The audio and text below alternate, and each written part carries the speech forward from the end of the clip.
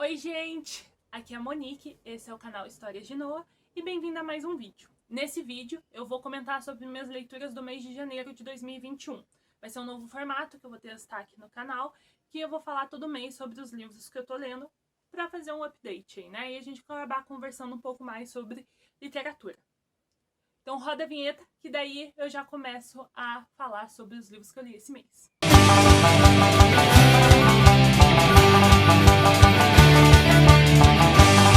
Então, antes de começar, gente, lembra de curtir o canal, né? De começar a seguir a gente e de fazer os comentários aqui embaixo, pra gente poder conversar aí sobre os livros, caso você já tenha lido algum deles ou queira ler. Todos os livros do mês de janeiro eu li no Kindle, porque eu quase não saí de casa. Tinha um monte de livro aqui, mas eu não tava a fim de ler nenhum desses. E aí, peguei os livros que eu tava a fim de ler no Kindle mesmo e foi bem mais rápido. O primeiro que eu li foi da série Minha Luta, do Karl Ove Knausgaard, Um Outro Amor. E, pra quem não sabe, Karl Ove Knausgaard é um autor norueguês, moderno, né? E ele lançou agora o último livro da série Minha Luta, agora em janeiro. Que são 6 livros e é uma autoficção. Então ele escreve sobre a vida dele, os momentos que ele viveu, e ele faz ficção em cima disso. Então muita coisa pode ser verdade, muita coisa é mentira, e a gente nunca vai saber o que é. E é interessante porque não tem muito enredo os livros dele, né? Ele vai falando mais do dia a dia, vai contando ali o que ele estava vivendo naquela época. Eu tinha lido o primeiro no ano passado, acho que maio, abril, e aí enrolei, gostei muito, mas acabei enrolando pra ir pro segundo. E o segundo eu gostei bem mais ainda que o primeiro. E o segundo me surpreendeu, porque ele fala muito, o nome já diz, né? Então vai falar sobre o relacionamento dele, o mais duradouro da vida dele, que é o segundo casamento. Ele vai contar como ele conheceu essa mulher, o nome dela é Linda, como eles tiveram os 3 filhos. O livro já começa ele numa viagem de carro com a família. E aí ele vai regredindo. O Knausgaard, ele não escreve numa forma linear. Então ele vai e volta do passado, aí ele tá falando sobre um negócio aqui, aí ele volta nesse negócio daqui 200 páginas. É bem interessante. E ele vai falar sobre várias coisas nesse livro. O tema principal, além dessa relação, né, com essa esposa, ele é um autor, né, norueguês, e ele, nessa fase da vida, ele tá ali com os 30 anos dele, ele muda da Noruega pra Suécia, que pra gente pode ser só outro país do leste europeu, né, de origem nórdica, e tanto faz como tanto fez, pra gente seria a mesma coisa, mas pra ele vê muita mudança, já que a Noruega é um país que ele considera menos preocupado, que vive mais, e a Suécia seria um país um pouco mais elitista, mais socialmente engajado, e onde eles gostam de fazer as coisas seguindo as regras, e na Noruega eles já não se preocupam muito com as regras. Seria que eu peguei mais a diferença entre os países. Ele, como norueguês, né, sofrendo todas essas mudanças sociais, culturais, tendo que se adaptar. Tem muita coisa também de vocabulário, né, porque o norueguês e o sueco é muito parecido, mas pra gente, acho que na tradução se perde muita coisa, até porque às vezes ele tá falando sobre alguma diferença linguística e acaba deixando em norueguês mesmo, e daí a gente eu não peguei muito isso. Mas eu achei muito interessante também por acompanhar esse relacionamento que não é legal, tipo assim, 100% legal, mas acho que nenhum relacionamento é 100% legal. Tem seus altos, tem seus baixos. Ele é uma pessoa, o Carol, que precisa muito de espaço. E a Linda, a mulher dele, já queria ter um relacionamento muito grudado. Então, como conciliar essas duas personalidades numa relação? E ainda mais que o relacionamento deles começa muito intenso, eles querem passar todo o tempo junto, e daí depois de uns 6 meses, principalmente o Carol vai caindo nessa realidade, e ele quer mais um espaço pra ele, né? Ele é escritor, ele precisa do espaço pra escrever, e ele gosta de escrever todo dia, de ter esse espaço pra ele, de ter esse momento da escrita.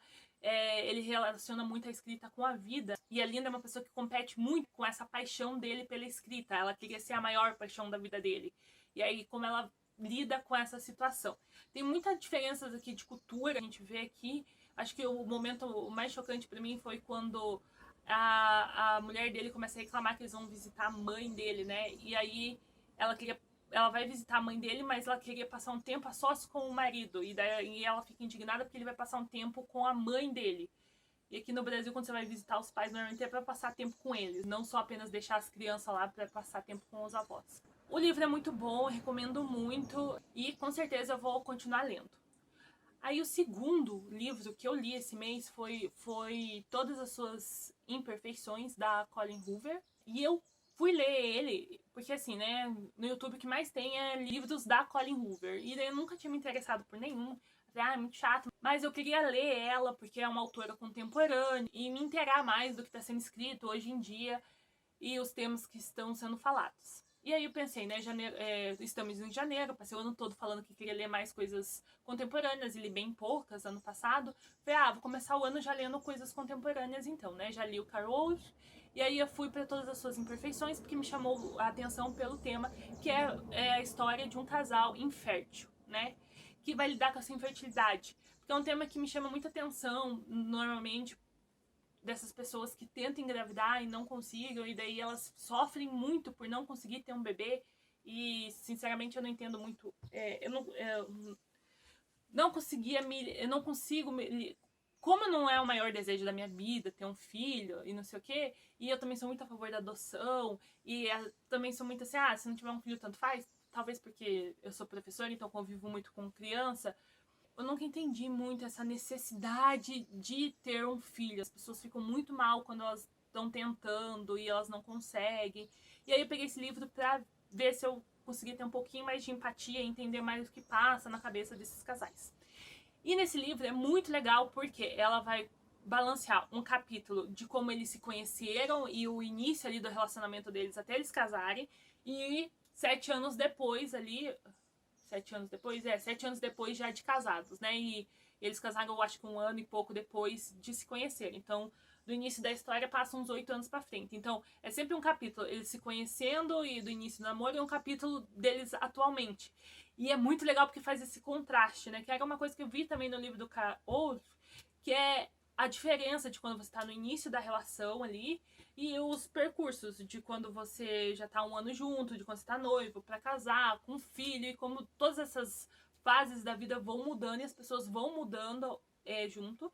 E como é difícil você mudar junto com o seu parceiro e manter a relação importante e que a relação continue fazendo sentido mesmo com os anos passando. Aí o livro é muito legal porque vai pegar muito fundo nessa questão de infertilidade, porque aqui o casal eles não conseguem adotar, porque vai ter uma coisa na história que não vai permitir que eles sejam aprovados para adoção.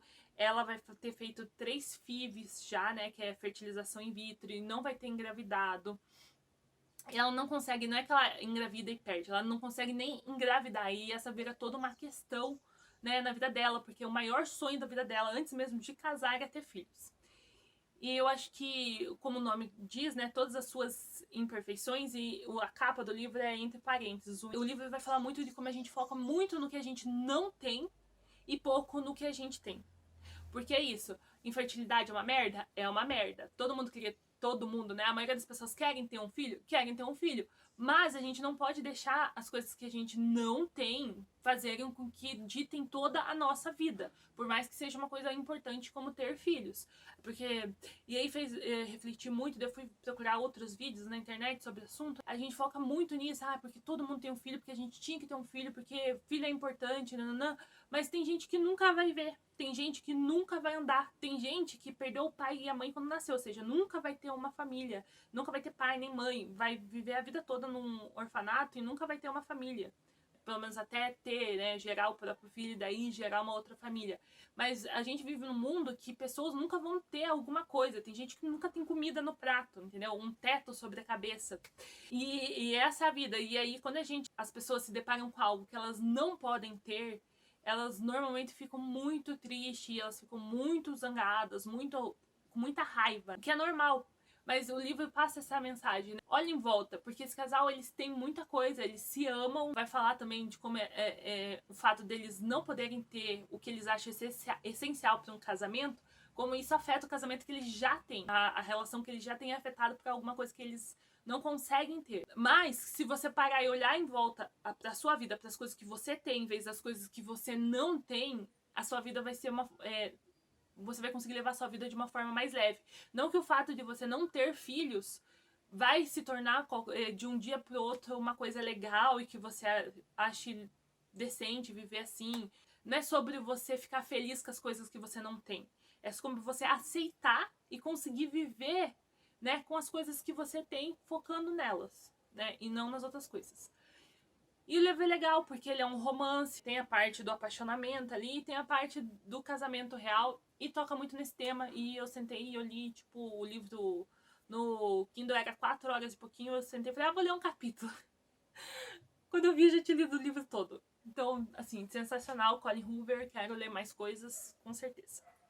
Aí, o próximo que eu li foi Os Sete Maridos de Evelyn Hugo, ou Evelyn Hugo, tanto faz. O livro mais falado desse YouTube. Aqui eu vou dar um pouquinho mais de spoiler, porque passei o ano todo vendo resenha desse livro, né? Daí eu falei assim, meu Deus, vou ter que ler esse livro, porque todo vídeo tem alguém falando sobre esse livro.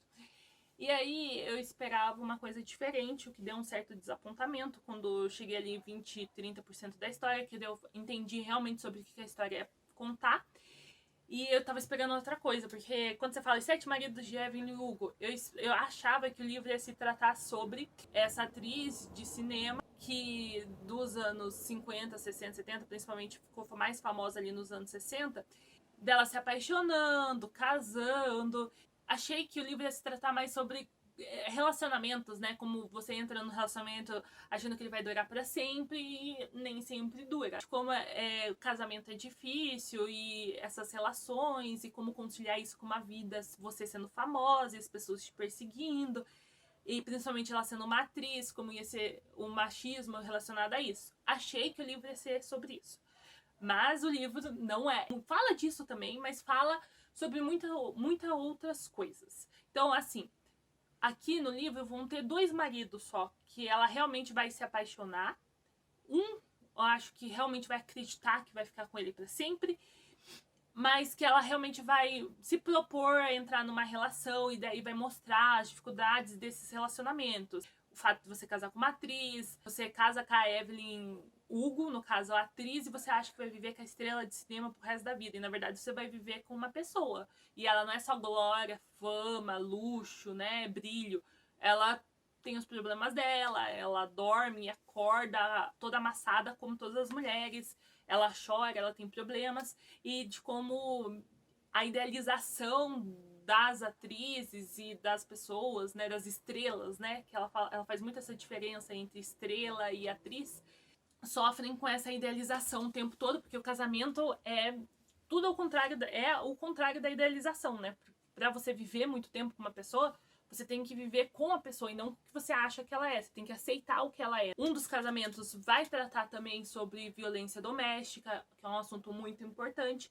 Mas, no geral, a história da Evelyn Hugo, além dos prêmios, dos filmes, vai falar muito sobre a vida a vida em Hollywood no século passado, sobre como era o show business, né, tudo por trás, o que você tinha que fazer para se tornar uma pessoa famosa. Então vamos ter várias frases icônicas aqui da Evelyn falando sobre o que você precisa fazer para se tornar uma estrela. Mas o fato dela ter 7 maridos vai gerar em torno de uma paixão aqui, de um amor que ela vai ter durante a vida toda dela. Então vai ter várias idas e voltas com essa pessoa. Quem quiser vai ter que ler o livro para descobrir. Mas, então eu não tava esperando um romance, porque é muito mais que um romance, mas no geral é um romance. Então ela vai ter uma pessoa que ela vai amar pela vida toda. Então isso deu um pouquinho de desapontamento para mim, porque eu achei que ela realmente ia se apaixonar por todos os maridos e nananã, e daí eu vi que não. E também vai tocar nesse assunto, né, de como você criava essa imagem de estrela, você se mantinha na mídia, né, porque você precisava estar na mídia para vender filmes naquela época, e a vida pessoal contava muito com quem você casava, com quem você não casava, principalmente com quem você se relacionava ou não, se você tinha filhos ou não. Então toda a vida do artista era muito mais importante do que é hoje em dia, porque a gente vê hoje os atores, né, e atrizes, eles têm uma vida bem mais reservada hoje em dia, principalmente porque, né, é uma loucura, antes era só as revistas, era bem menos para você controlar. Apesar de ter muita fofoca, a maioria dos atores hoje, eles prezam ainda mais pela sua privacidade. O que naquela época já não, como era mídia e você tinha que controlar a mídia, já não era uma coisa muito cabível, você apenas fazer os filmes. A sua vida contava muito. Então, o que você estava fazendo na sua vida particular dizia se aquele filme ia vender ou não. Eu gostei muito. O problema foi, eu acho que a expectativa tava muito grande, porque todo mundo tava falando muito desse livro do ano passado. O livro é muito bom, ele toca em assuntos muito importantes. E é aquilo que todo mundo fala do livro, né? A gente acha que a Evelyn realmente existe. A gente sai do livro querendo ver os filmes que ela fez, querendo saber da vida dos outros atores que aparecem ali na história que ela tá contando. Outra coisa que eu queria mencionar é o fato da narração do livro. O livro é narrado pela Evelyn Hugo numa entrevista que ela tá dando para outra personagem principal, que é a Monique, a jornalista. Então a Monique vai escrever esse livro sobre a vida dela e a Evelyn tá para morrer, então ela tá sendo bem honesta contando essa história. Ela tá sendo muito honesta, então ela vai contar todas as coisas que ela precisou fazer para ficar famosa. Só achei um pouquinho forçado, porque parecia que estava sendo escrito por uma terapeuta. Então, até quando ela fazia merda, ela dava uma explicação meio freudiana por que ela tinha feito aquilo. E achei que exagerou um pouquinho só na honestidade.